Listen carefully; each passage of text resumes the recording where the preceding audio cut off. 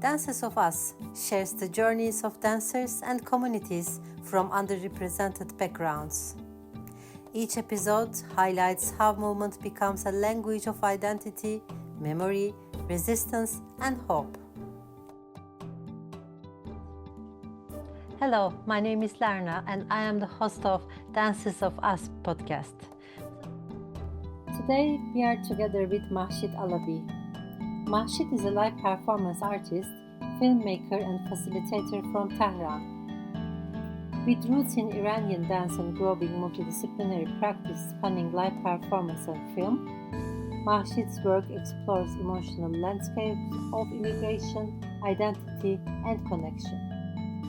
Living in movement as a powerful and universal language, Mahshid integrates dance, film, and live performance to craft narratives deeply inspired by her lived experiences while offering a broader perspectives.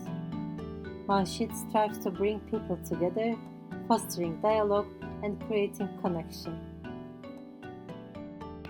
Mahshid is joining us today from the city of Leeds, UK. She has a long wavy black hair and brown eyes. She wears a dark green top in a white painted room with a window which has the view of the street. Hello everyone. Today we are together with Mahsid Alavi. Thank you, Mahshid, for accepting our invitation and welcome to Dances of Us podcast. Hello, thank you so much for inviting me. Can you tell us what is your earliest dance memories? I think earliest dance memories are just dancing at parties. I think in Iran we love to dance and we take every opportunity that we gather and we dance. And I remember my mom was saying that how much I love to dance, with other family members around me, and thinking like more professionally. I had my first dance lesson when I think I was 7, and it was in a basement of a very tall building because dance is forbidden in Iran as an art form, Yeah. especially for women. And there were like so many hidden dance classes, and my mom found one that her aerobic teacher was teaching. Great. I went there and I just fell in love with it. I remember she was teaching us all the ballet positions and I drew them and I was practicing every day. So I was sticking it on our TV and I was just going through them every day, like this first, second, third, blah, blah. And then I just tried different dance styles and I loved it. That's wonderful, really. You said you like to dance in the parties in Iran. So were they mostly like a family celebration parties, like the family events or for religious holidays? What was the context of these parties back to Yeah, Iran? just family gatherings, New Year, and just dinner parties. I remember the end of the dinner parties are usually ending with somebody putting on music and dancing. And some people were like more entertaining. I remember like my dad's auntie, she always had like these very magical dance movements and she was singing with the music. But going to dance classes, sometimes I didn't like it that there was so much pressure on me from my mom saying that you go to dance class, you need to have like your solo moment. And I was like, oh no. And she was always saying, if you don't do it, because what are the other opportunities for you to show your skill? So somehow like these family gatherings were like a performance space for me, which I liked it, but also it was sometimes it was like a little bit more pressure on me. Yeah, I can understand that. When dance become a language or refuge for you. I think in my story is different in terms of like the social context, Mhm. because the way that our bodies were oppressed as uh, women in Iran, it was like having to cover it, which has changed now after Woman Life Freedom, but I'm talking about before Woman Life Freedom movement, that things were Yes. different. Yeah.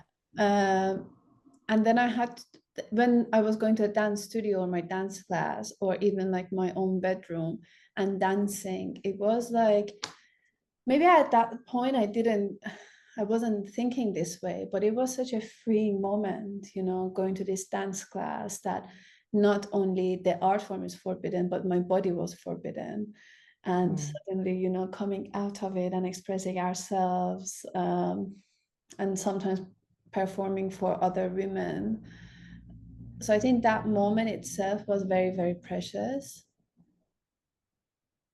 Yeah, I sense you. Not I understand, only I sense you. And then what cultural or ancestral lineage informs your movements? I was trained in Iranian dance, and Iran is a big country with different ethnicities. And each part of the country, they have their own folklore dance. And I'm from Tehran, and sadly, we don't have any exciting folklore dance style.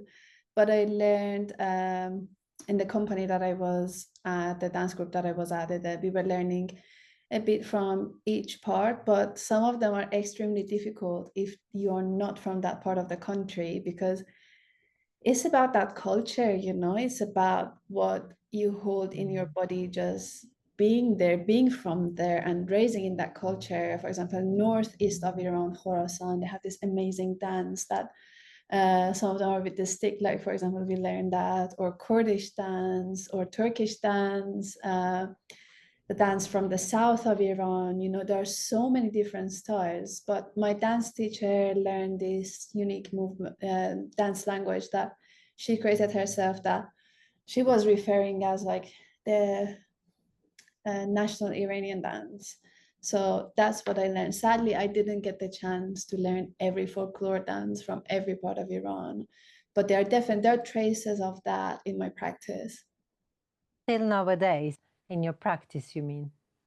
In my current practice, I'm not sure if it's much about folklore dance because I've been away from Iran for 8 years and I haven't been able to keep my practice up to date, as it is very lonely in terms of that. Like, I'm not around any other dance artist who is practicing that. So I don't think if it's fair that I say yes, it is in my current practice. It's mainly about dance and the experience of dance and stories of dance coming from Mm. Iran right now. How have colonialism, migration, or displacement shaped your dance story? I think, as I mentioned, the biggest effect that it has is the fact that I am away from that culture, from my roots. And not many people know what Iranian dance is. So Mhm. every time that I have to like go through explaining what Iranian dance is and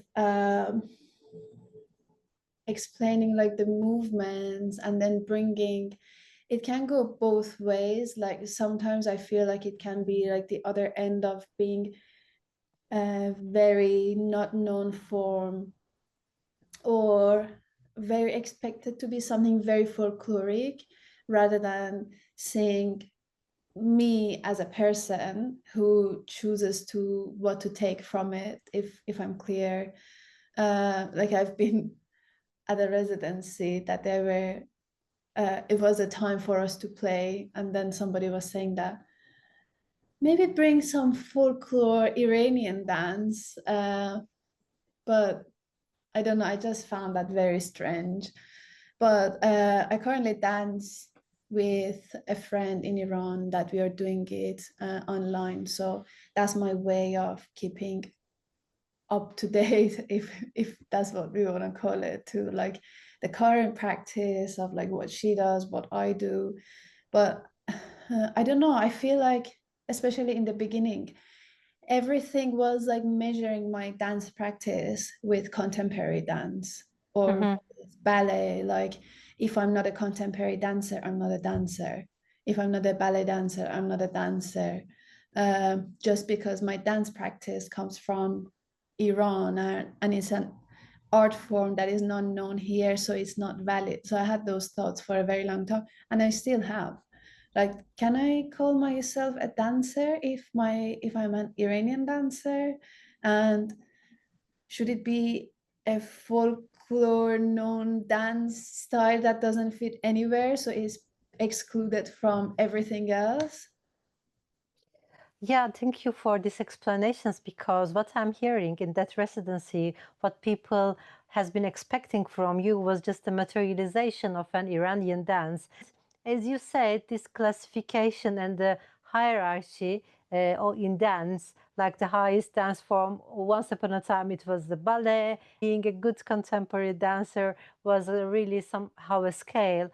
I think I remember I have been in many online talks about, for example, African dancers while they were writing their MA or PhD thesis, they were questioning why my African dance need to be escalated by a Western contemporary dance from that point of view, because it's another culture, it's another practice, it's another philosophy. So I think some parts of the Western world, academicians has shown the courage to face with this kind of dilemmas, and they kind of give up kind of suppressing ideas of like the you need to be a best contemporary dancer or a ballet dancer or whatever. But the change didn't finish properly. There is still structures where they are still like old-minded, and then there are new places and lots of other dance schools and institutions where they are in between. And I think this transition is happening. But what you said is very important to reveal again, because I'm sure there will be still people who are not aware of this situation, who are not aware of this hypocrisy somehow. So I hope structures will be purer, cleaner, and value to these cultural aspects like Iranian dance and other dances as they are. I want to ask you, what does your body carry that history books do not carry? I think every person's body carries something that books don't carry. And I think our bodies carry stories and they carry memories in the way that we move and we express ourselves.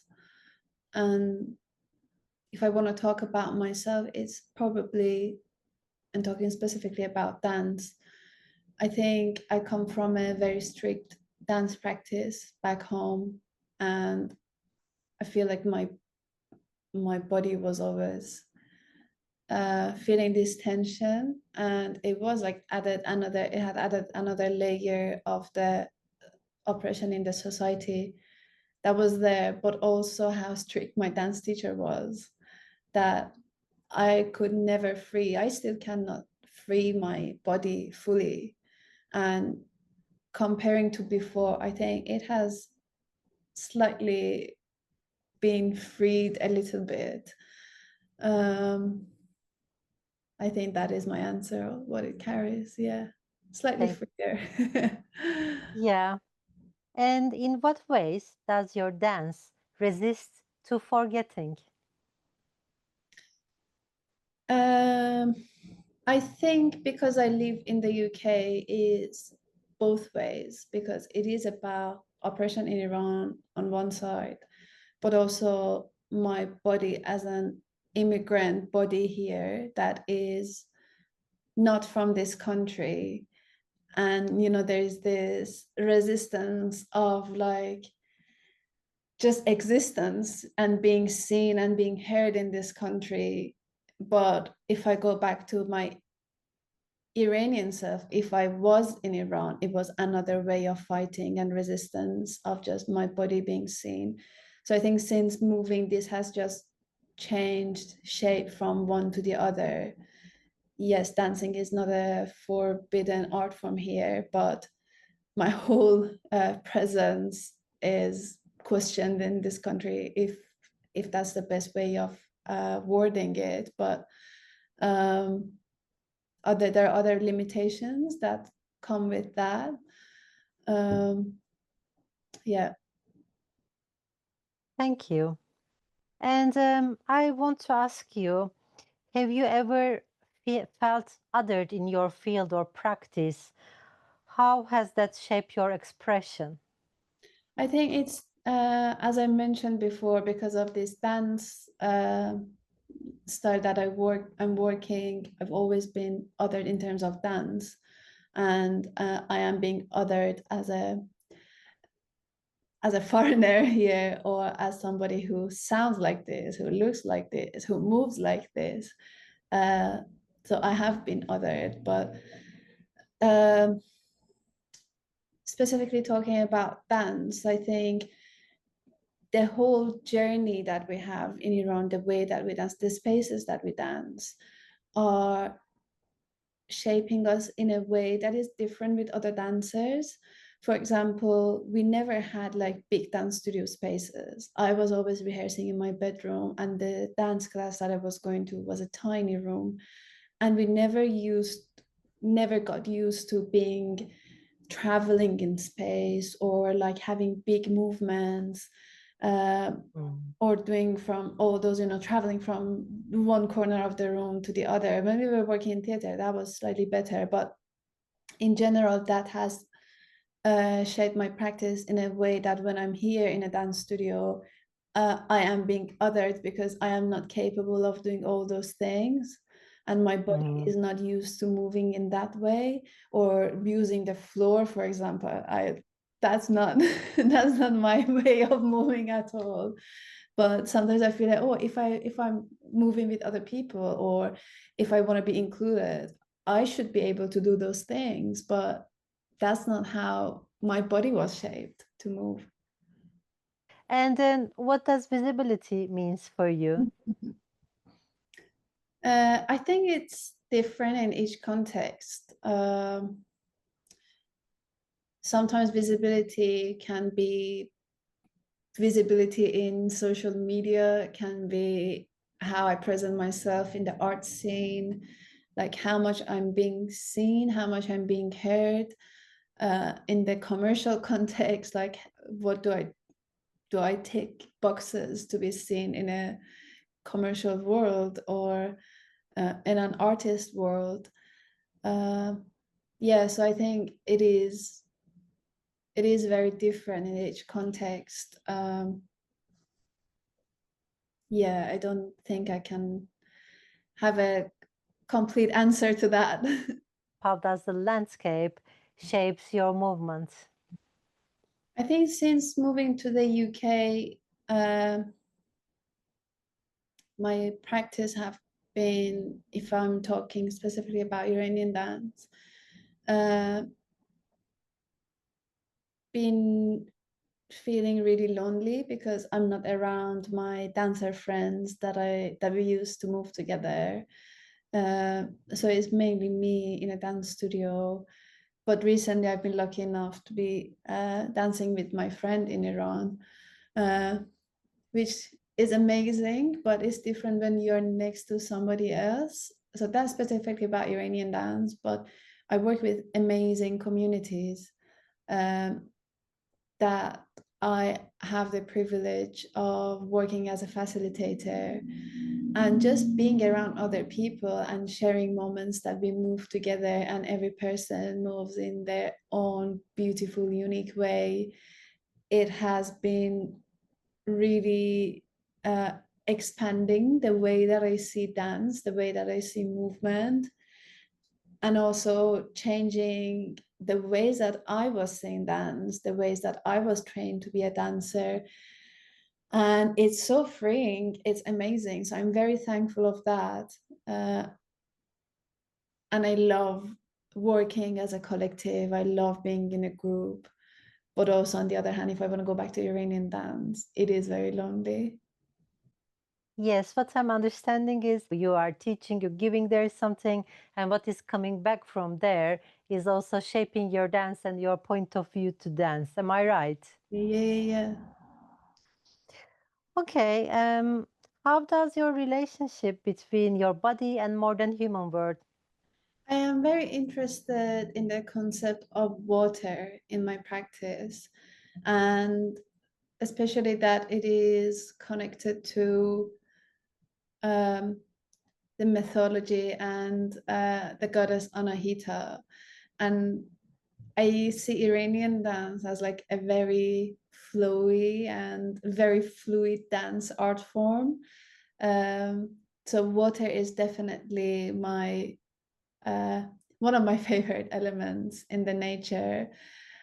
Sadly, I don't spend much time in the nature as much as I would like to. But if I want to take one thing from that, that would be water. And that is definitely my inspiration. Can you tell me about this mythology? You said the Anahit. So this is an Iranian mythologic character.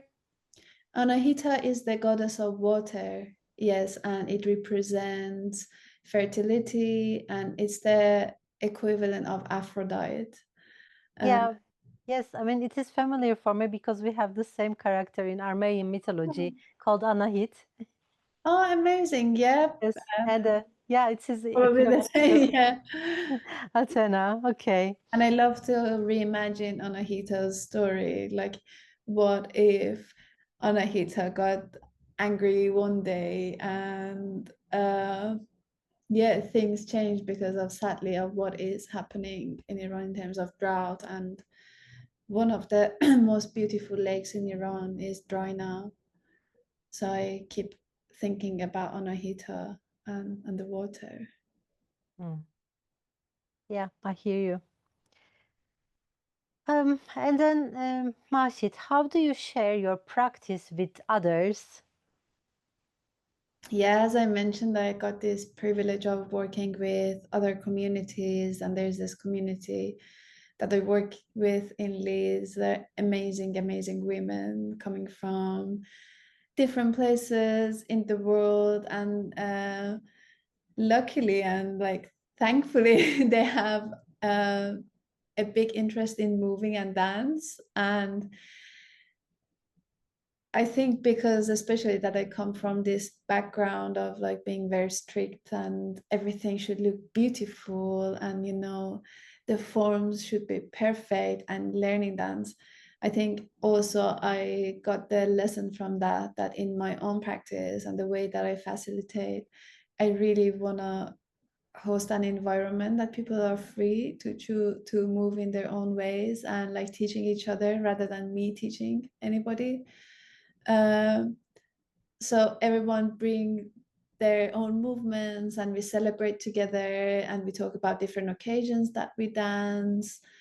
um, yeah, it's a great sharing environment, but also I would love to share more of Iranian dance with other Iranians, maybe some younger people who didn't get a chance to go to Iran, or they're from Iran, or they're half Iranian. I would I would like to introduce Iranian dance to them. Yeah, maybe that's my future plan when I have a bit more capacity. I would love to do that. Yeah, I hope Iranian diaspora can hear you and find you somehow Yeah. through our podcast, maybe. And besides teaching, you're also performing as a way to share your practice, don't you? Yeah, I love performing. And again, I love performing along other people, other creatives, other performers, other storytellers. And I think since I moved here, I think first I moved here to be able to dance more, but I found myself telling more stories about dance. So that storytelling element in my practice, which wasn't there when I was in Iran, um, I found a way to do that through filmmaking. So I make dance films through theater, through live performance. And at the moment, I am collaborating with my friend who I mentioned, because I think it's really, really important at this moment that stories come directly from Iran, because a lot has changed since I was there. Um, so we perform, we rehearse together, and hopefully we're gonna perform together. And yeah, I I really enjoy performing. It's not specifically dance all the time. I work in theater as well, Yeah. and it's great. What would you like younger generations to remember or to reimagine? I think younger people know themselves much better than everyone. I work with young people actually currently, and uh, they are very aware of what is happening in the world. And talking about Iran, I think they had they have the courage that my generation didn't, and that is amazing. Um, I would like them, again, specifically about dance, I would like them to know about Iranian dance Mhm. because 50 years of oppression and hiding it, um, it's good to keep it alive. And I think the West has its way to dominate the thing that they want in terms of art and language and dance. But I would like the younger generation to remember that we have our own dance styles, we have our own folklore dance, and these amazing movements that come from our own country, but that we don't necessarily have to get validation from the West. And if we like to, that's amazing, but to validate ourselves, we don't need to follow the West to um, to validate us and tell us how to move. Yeah, so you want to stand with the visibility of Iranian dancers as a memory and a part of your identity and the continuity of your culture. I'm hearing this. Yeah. What does it mean to dance as an act of resilience for you? I think going back to Iran, just dancing is a form of resilience, as people have been in prison before because of dancing. And it has been going on for a very long time. Um, the act of dancing is resilience. It's not about professional dancing. It's not about how it looks. It's just dancing, especially as women. And I imagine that should be the same everybody, because we have our bodies and we are free. We should be free to move in our bodies the way that we want without any pressure of how it looks. What are you reclaiming through your dance? Mm,